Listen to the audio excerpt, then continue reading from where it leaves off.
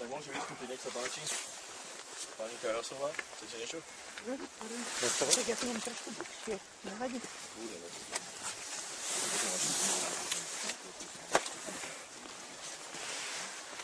Drahí Slováci a Slovenky, vážení prítomní. Pre istotu mám tu Ústavu Slovenskej republiky pri sebe, v ktorej je zakódované, že teda máme mať slobodu prejavu, slobodu zhromažďovania, čo bohužiaľ v posledných rokoch sa teda vôbec akože nenaplňa, aspoň tak, ako by sme si to v našom štáte ako doma predstavovali. Pretože ja ako občianka Slovenskej republiky som presvedčená, že v poslednom čase čím ďalej a tým viac sú moje základné ľudské práva potláčané a obmedzované až na takú mieru, že sa tu doma necítim vôbec bezpečne, že sa štátotvornému národu pomalu, ale isto uťahuje slúčka okolo krku, že sa tu z úzadia vládnu cudzie sily, ktoré majú v rukách veľkú moc. A čo je najhoršie, naši politickí predstavitelia im idú po ruke pomalej, ale istej likvidácii Slovákov, lebo zahraniční dravci si brúsia zuby na územie nášho krásneho Slovenska a používajú na to všetky možné dostupné prostriedky. Hovorí sa, najhorší je ten nepriateľ, ktorého nevidím. Je známa pravda, že ľudia veľkým podvodom neveria. Preto sa tu potichučky dajú spriadať také akcie, ktoré systémom trojského koňa nenápadne, ale dôsledne chystajú na Slovensko a Slovákov taký nečakaný smrtiaci útok, ako ho kedysi pripravil Izrael egyptskému letectvu. A práve od Izraela a jeho mohutného tutora USA nám veru hrozí najväčšie nebezpečenstvo, lebo tí, ktorí do toho aspoň trošku vidia za roh, musia byť zaskočení, ako sa napríklad už len v oblasti médií robí z roka na rok posun k zúženiu pravdivej informovanosti občanov, lebo médiá sú mocnou zbraňou v procese získavania nadvládmy nad masami. V praxi napríklad už dnes nemôžu občania vôbec zasiahnuť do ovplyvňovania obsahu odvysielaných relácií, nemôžu sa dovolať kompetentných a ak sa to napríklad po dlhých útrapách komu si aj podarí, tak sa dozvie, že jednoducho takto je to nastavené a basta. Ak redaktori, ktorí sa chcú tam udržať, tak vám umožnia napísať napríklad SMS-ku alebo mail. Pravda, že potom si oni vyberú, čo sa im hodí. Nesmie preniknúť ani veta, ktorá by im narušila koncepciu hry, nič kritické ani pravdivé. Aj v televízii už prestali byť publicistické a iné relácie, kde by mohli mať účasť aj občania ľudu. A ak, tak iba v takých, ako je oprášená vykopávka aj mudrý z chyby, kde sa vopred na odpovediach dohodnú a pravda, že tu ide ako inak o primitívnu zábavu. Toto všetko však speje k jedinému cieľu, zlomiť akýkoľvek odpor občanov, posunúť ich do pasívnej rezistencie. Ešte aj medzi nich rozosiať také hlúpe frázy, ako že no čo už narobíme a medzi ľuďmi proste panuje strach, akože sa boja, že prídu o prácu a tak ďalej. Bože môj, to sme to už dopadli, keď už sa musíme bať aj o tú ľudskú drinu, že aj o tu prídeme, zatiaľ čo ovocie z nej budú oberať židovské zahraničné banky. Veď sú to fakty a je to smutné, že politické zoskupenia buď sú úplne slepé a hluché, alebo im to je jedno, kam tento národ svojou úslužnosťou cudzích nepriateľom idú ešte po ruke, len im čo najdlhšie nevyslú korytá. Je smiešné a zároveň až tragické. Ako niekoľko miliónový národ, ak chce vyjadriť svoje práva, musí byť vo vlastnej krajine, vo vlastnom štáte obkolesený množstvom policajtov ťažkoodencov. Či by si to mohli dovoliť cirka 2000 Slovákov, napríklad v Izraeli, ako podľa štatistických úradov je vraj na Slovensku žijúcich 2000 Židov.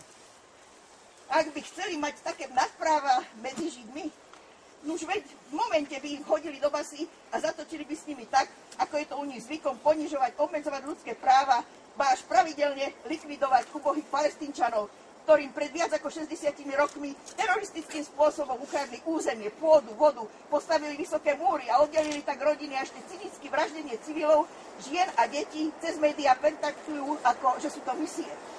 Zastavme sa trochu, aké nátlakové akcie tu dôsledne, ale celkom nenápadne používa naša židovská menšina na štátotvornom národe. Sú to praktiky veľmi prešpekulované. Napríklad všetky svoje záujmy vedú šikovne cez cigánsku menšinu. Vykrikujú, že Slováci nedodržiavajú ľudské práva. Ale fakty sú také, že eurofondy, ktoré Európska únia vyčlenila na cigánske problémy, predsa majú v rukách oni. A kde sa stratili tie milióny, si môže každý domyslieť. Dobre vedia, že s nevzdelanými cigánmi si potom ľahko poradia. Len treba všemožne likvidovať Slovákov, Slovanov, lebo je známe, ako nás Židia nenávidia. Práve za nášho zavraždeného prezidenta pána Jozefa Tisa, ktorý tak veľmi miloval svoj národ, že ho to stálo život. Ešte pár poznámok k dehonestujúcim výrazom, ktorými naša židovská menšina častuje našich chlapcov z ľudovej strany.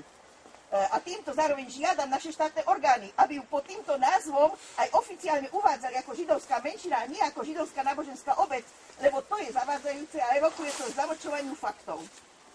Vyprosujem si za nich, za našich chlapcov, takéto osočovanie. Čímže sú to vlastne extrémistami, fašistami a tak ďalej. Nie je to náhodou podľa známeho, že zlodej kričí chytia zlodeja? Tí chlapci nikoho nenapádajú, na rozdiel od Šerešových detičiek, tzv. Antify, ktorá na Slovensku robí také záškodnícke akcie, ktorými sú podpaľovanie aut členom ľudovej strany, prepadávanie a ubližovanie im na zdraví. A potom ešte mali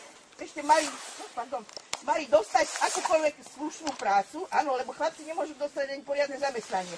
To sa dialo aj za komunistov, takže aký je v tom rozdiel?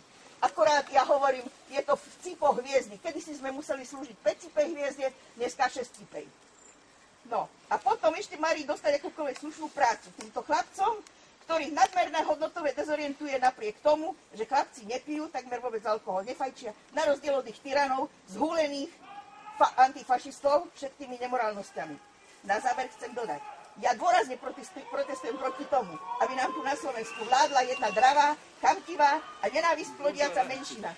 Aby sa tu rozťahovali nepriateľské tajné služby, aby už nebalamutili ľudí, tých umelo zväčšujúcim sa holokaustom, z ktorého profitujú, keď robia zo seba obete, tým vlastne zneúctujú všetkých tých slušných Židov, ktorí sa stali naozaj obeťou pomoci bažiacich Hitlerovcov. Lebo aký je rozdiel vo vraždení fyzickom a psychickom, keď všetkých, ktorých sa im nedali spacifikovať, tak ich ničia ekonomicky, spoločensky a potom sa neľudsky tešia z toho, ako sa fyzicky strácajú sami. Koľko sa deje dennodenne u nás samovrážd z bezmocnosti. Je to spôsob, akými sa hyeny v živočišnej ríši zbavujú svojej koristi. Preto žiadam, prestaňte útočiť na tých, ktorí si to nezaslúžia. Prestaňte ožobračovať tento národ ekonomicky a morálne. Vy ste experti na tieto praktiky. Pre svoju mocivážnosť ste schopní všetkých zverstiev. Zároveň vyzývam všetkých čestných obyvateľov židovskej menšiny na Slovensku. Zasaďte sa všemožne o to, aby tu bol pokoj, aby tento štát prosperoval, nielen pre pár vyvolených, ako sa oni radi sami označujú, ale keď bude tolerancia rovnako na oboch stranách, miesta bude isto dosť pre všetkých. Verte mi, nejde mi o nenávisť voči Židom ako celku. Mnohých jednotlivcov si vysoko vážim, ale to neznamená, že im máme dovolovať všetko, čo sa im zamanie. A protestujem zároveň aj preto, aby mi nadpráva židovská menšina neurčovala, čo smieme, čo nesmieme, aby išlo všetko podľa ich priania. Že dokonca, čo si má kto obliekať a čo nie, čo môže hovoriť a čo už nie. To majú potom veľmi zvrátenú predstavu a aj o naplňaní slova slobody a demokracie.